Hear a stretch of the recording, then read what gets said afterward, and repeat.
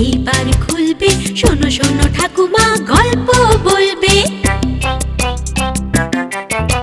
ঠাকুমা ঝুলি খুলবে, মজার গল্প বলবে। ঠাকুমা ঝুলি খুলবে, মজার গল্প বলবে।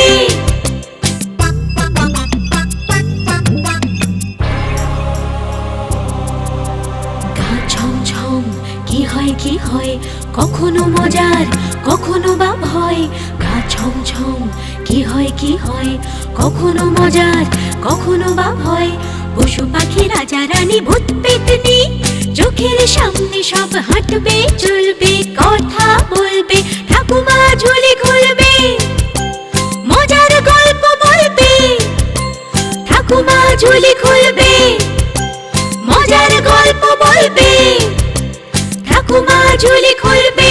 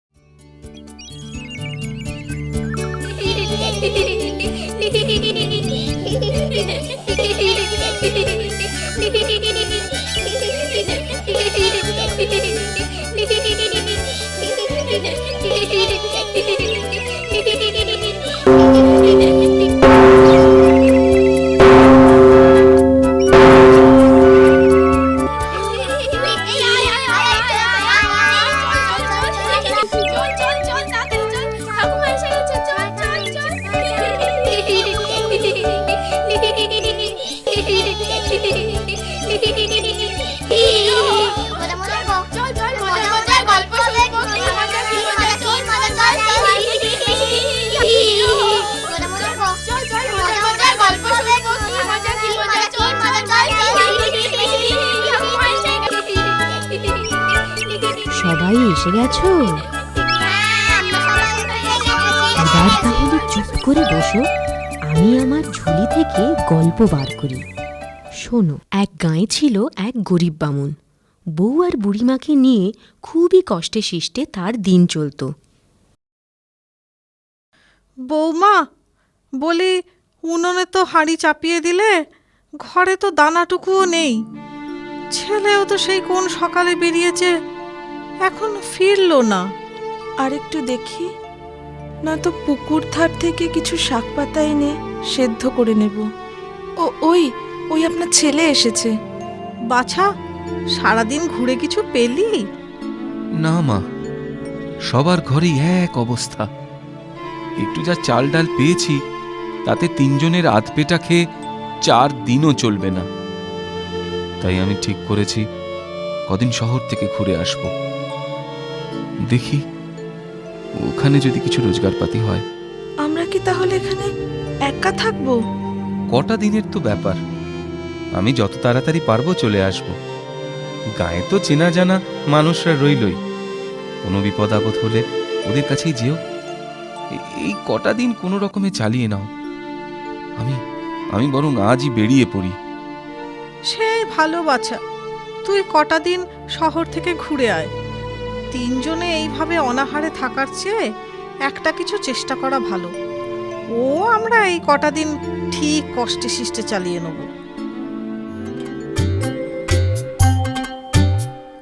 ও মাঝি, ও মাঝি, নৌকা ছেড়ো না। পোটলা পুটলি নিয়ে কোথায় চললে গো ঠাকুর মশাই?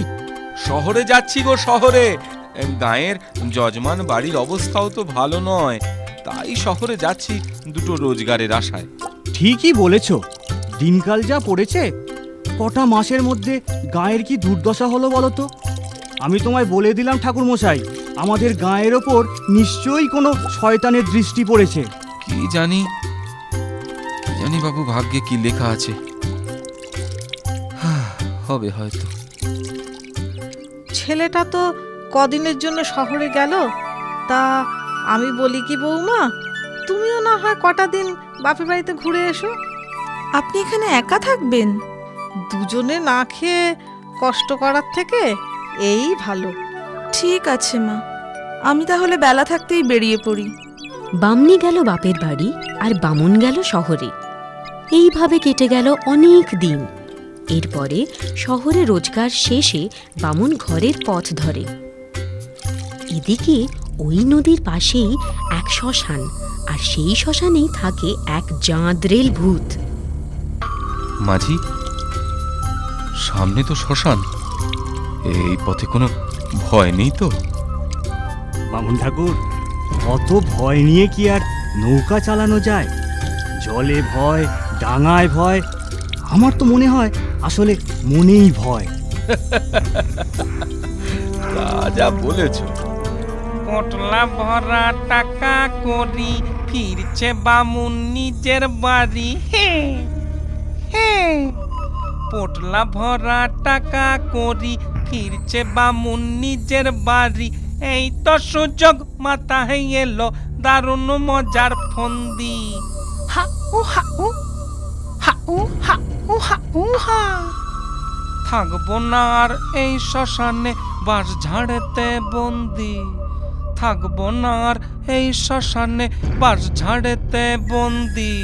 হা উ হা উ উ হা উ হা উ হা উ হা।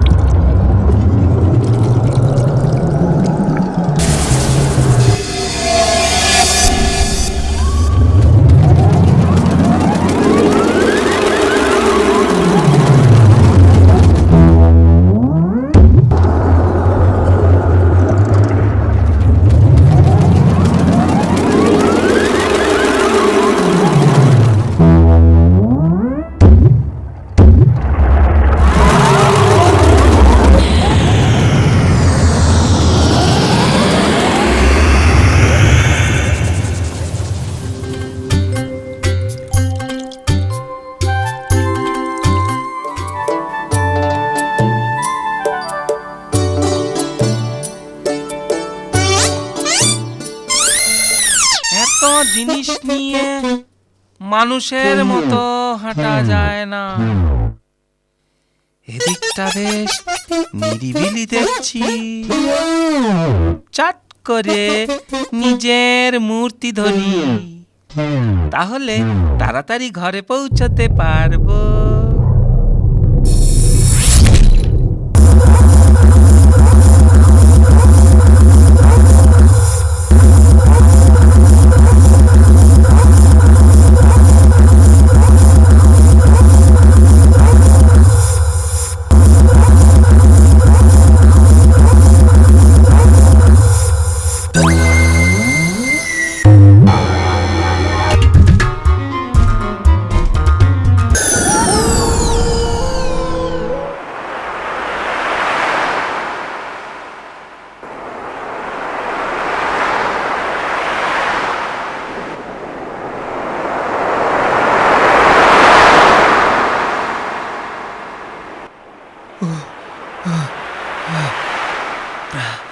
যা তুফানের মধ্যে পড়েছিলাম, প্রাণে বেঁচেছি এই ঢের।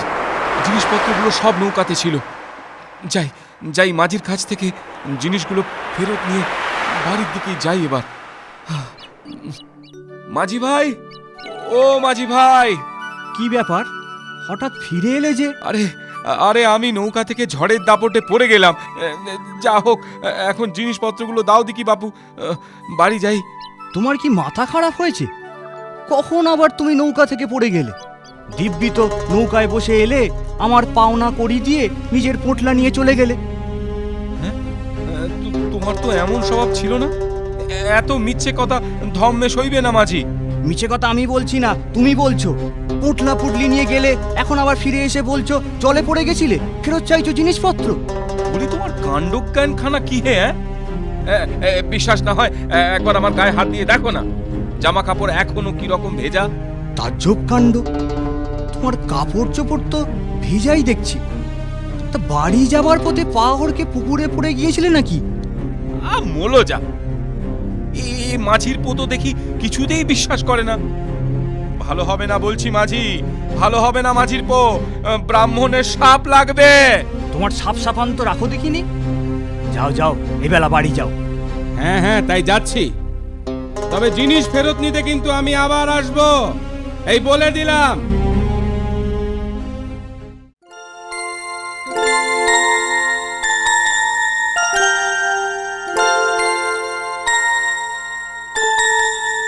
এই নে, তোর জন্য পুলি পিঠে করেছি, একটু মুখে দে বাবা।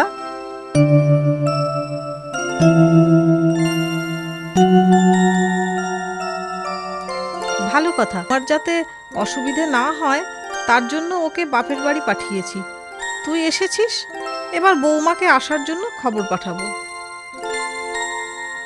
এই সময় বাইরে বামুনের গলা শোনা যায়। মা, তোমরা কোথায় সব?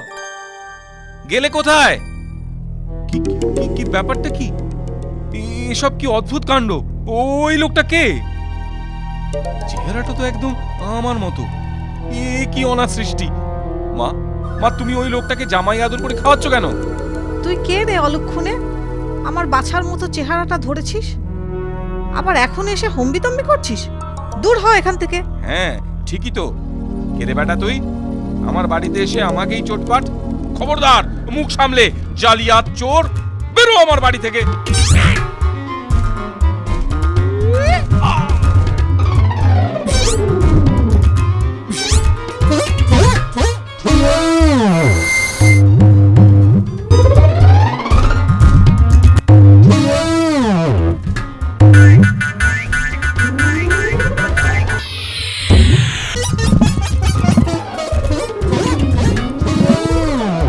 নিজের মা আমাকে চিনতে পারছে না। কি করি আমি এখন? ওই তো রাজপ্রাসাদ। যাই, রাজামশাইয়ের সাথে গিয়ে দেখা করি, উনি যদি কোনো বিহিত করতে পারেন। এর নাম হই রাজামশাই। বড় বড় মুশকিলে পড়ে আপনার কাছে এসেছি। কি মুশকিল শুনি? আমি কদিনের জন্য বাইরে গেছিলাম, বাড়ি ফিরে দেখি আমারই মতো দেখতে একটা লোক এখন আমার বাড়িতে রয়েছে। গায়ের লোকজনও আমাকে চিনতে পারছে না। আপনি এর একটা বিহিত করুন রাজামশাই, এমন ব্যবস্থা করুন যাতে ওই জালিয়াতটা সাজা পায় আর আমি আমার নিজের বাড়িতে ফিরতে পারি। এ তো বড় অদ্ভুত কথা, এর আগে এমন কথা তো শুনিনি। মন্ত্রী, এই বামুনের বাড়ি থেকে সেই ভেকধারী বামুনকে এখনই ধরে নিয়ে এসো। রাজার হুকুম মতো সেপাহীরা গিয়ে বামুনের বাড়ি থেকে বামুনরূপী ভূতকে ধরে নিয়ে এলো রাজসভায়। এ কি তাজ্জব ব্যাপার! দুজনকেই দেখতে অবিকল একই রকম। কে যে আসল আর কে নকল বোঝা ভারী মুশকিল। আপনি একটা বিহিত করুন রাজামশাই, ওই জালিয়াতটা আমার বাড়ি বসে আছে আর আমি রাস্তায় রাস্তায় ঘুরছি। আমার মাও আমাকে চিনতে পারছে না। ওর কথা একদম বিশ্বাস করবেন না হুজুর। আমি সুখে রয়েছি তাই বেটা সহ্য হচ্ছে না, উল্টে আপনার কাছে নালিশ জানাতে এসেছে। তোমাদের মধ্যে কে আসল লোক? এই বেলা সত্যি কথা বলো, পরে যখন আমি জানতে পারবো তখন রাজাকে মিথ্যে কথা বলার জন্য তোমরা কঠিন শাস্তি পাবে। আমি সত্যি কথাই বলছি হুজুর, কোনোদিন অধম্য করিনি, মিছে কথা কেন বলবো? আমি একদম সত্যি কথা বলছি হুজুর। আমার বাড়িতে এসে ও উল্টে অশান্তি পাকাচ্ছে। বিশ্বাস না হয় আপনি আমার মাকে কিংবা নৌকার মাঝিকে জিজ্ঞেস করে দেখুন। রাজামশাই, ওর কথায় আপনি একদম বিশ্বাস করবেন না। আমার মা কিংবা মাঝি ভাই আমাকে চিনতেই পারছে না, কারণ দুজনের চেহারাটাই যে একরকম। আর ওই জালিয়াতটা আমি শহর থেকে ফেরার আগেই আমার বাড়িতে ঢুকে বসে আছে, তাই বাড়ির লোকেরা চিনতে পারছে না। কিন্তু কিন্তু আপনি আমার কথা বিশ্বাস করুন হুজুর, আমি আসল লোক। বড়ই জটিল ধাঁধা, মীমাংসায় পৌঁছানো সহজ কথা নয়। অনেক চিন্তা ভাবনা করে তবে এ সমস্যার বিহিত করতে হবে। আচ্ছা বামুন ঠাকুরুন, তোমার ছেলে কি খেতে ভালোবাসে বলো তো? কে? আমার নগেন? নগেন মিঠাই খেতে খুব ভালোবাসে। বেশ, তাহলে এক কাজ করা যাক, বড় বড় দুহাড়ি মিঠাই দুজনকে দেওয়া যাক। যে বেশি খেতে পারবে সেই হচ্ছে আসল বামুন।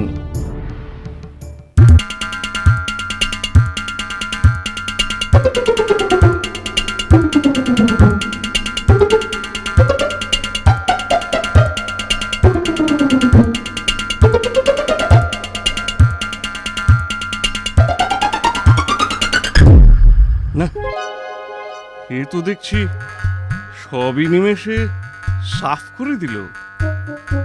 আচ্ছা, তোমরা তোমাদের 3 পুরুষের নাম বলো তো। যার লোক নিশ্চয় এটা পারবে না। আমি এক্ষুনি বলছি মহারাজ। আমার বাবার নাম 1 করি, তার বাবা 2 করি, তার বাবা 3 করি। বাবা, তুমি নাম বলছো না নামটা বলছো? কি বামুন ঠাকুরুন, ঠিক বললেও? হ্যাঁ রাজামশাই। আচ্ছা, এবার তুমি বলো দেখি তোমার 3 পুরুষের নাম। মহারাজ, ও তো আমারটা শুনে ফেলেছে। তাই তো, তাই তো। তাহলে উপায়? মহারাজ, আমি বলি কি, ওকে ওর মামার বাড়ির 3 পুরুষের নাম বলতে বলুন। আমার মনের কথাটাই তুমি বলে ফেললে মন্ত্রী। আমিও তো তাই ভাবছিলাম। হ্যাঁ, বলো, তোমার মামার ঘরের 3 পুরুষের নাম বলো। মামার বাড়ির 3 পুরুষের নাম? শ্যাম, ঘনশ্যাম আর রাধেশ্যাম। মহারাজ, এও তো ঠিক বললো দেখছি। কি যে হচ্ছে আমি তো কিছুই বুঝতে পারছি না। মহারাজ, আমি এদের দুজনের সমস্যার কথা শুনেছি। বড় জটিল সমস্যা, তাতে কোনো সন্দেহ নেই, কিন্তু আমি একটা উপায় বাতলাতে পারি। বলো রাজকুমার, কি উপায়? উপায় আছে মহারাজ। আপনি যদি আদেশ করেন, আমি প্রমাণ করে দিতে পারি এদের মধ্যে কে আসল আর কে নকল। ঠিক আছে কুমার, তুমি বিচার করো। পেয়াদা, একটা মুখ বন্ধ করা সরু পাত্র নিয়ে এসো তো। এই যে, এই আমার হাতে যে পাত্রটি দেখছেন, একমাত্র এরই মাধ্যমে রহস্যের সমাধান হবে। দুজনের মধ্যে যে এই পাত্রের ভিতর ঢুকে আবার বেরিয়ে আসতে পারবে, জানবো সেই আসল বামুন।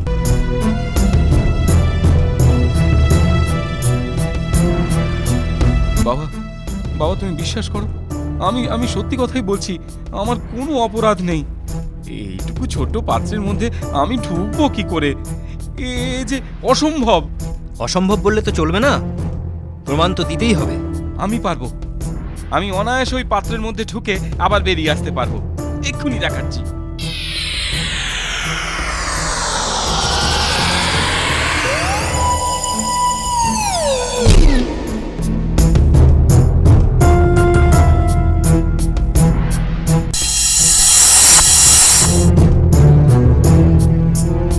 মহারাজ, ওই ব্রাহ্মণই সত্যি কথা বলছেন। উনি আসল লোক। আর পাত্রের মধ্যে যে এখন আটকা পড়েছে, সে খুব দুষ্ট একটা ভূত। ব্রাহ্মণের ছদ্মবেশ ধরে সবাইকে ভুল বুঝিয়েছে। যান ব্রাহ্মণ, এই পাত্রটি নিয়ে নদীতে ফেলে দিন, যাতে ও আর কোনো দিন ফিরে আসতে না পারে। বামুনের বাড়িতে বামুনের মা তাকে জামাই আদর করে খাওয়াচ্ছে আর পাখা দিয়ে হাওয়া করছে। কি ভয়ঙ্কর কাণ্ড!